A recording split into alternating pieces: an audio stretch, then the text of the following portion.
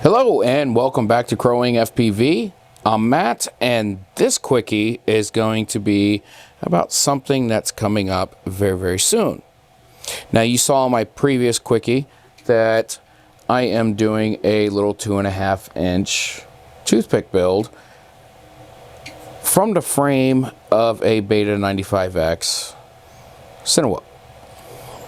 But a little something extra that I'm going to be doing, and that is I'm going to be removing Ghost that I use on pretty much everything, and I'm switching it up to dun dun dun. At some point I will pull it out of the box. Okay, anyway, ExpressLRS. So I just got ExpressLRS, the ExpressLRS Lite module. I just got this in today, and I got several receivers for all my quads.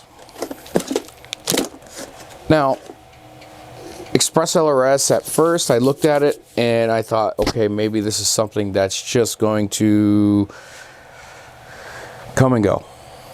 You know, you have Crossfire, very established as Crossfire, but old. It's been around forever. Don't know how, you know, it just, the technology is old, but they're tried, true, and proven, and it's very good protocol. I went with Ghost. I went with Ghost because, one, it was newer.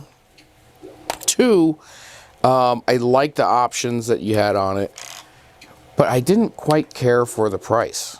A single receiver is $29 for a single receiver. It's expensive. You know, when you add on everything else that you're putting into a build, $30 more just for a receiver, kind of pricey. So I saw that Jumper has their ExpressLRS receivers, and I can buy 3 of these for the price of one Ghost almost. I think maybe it's 3 of these is like $3 more than a single receiver using Ghost protocol. So I'm making a jump. Pun intended. I'm making a jump to ExpressLRS on the Jumper. Stay tuned. I will have a video showing how to install this into that.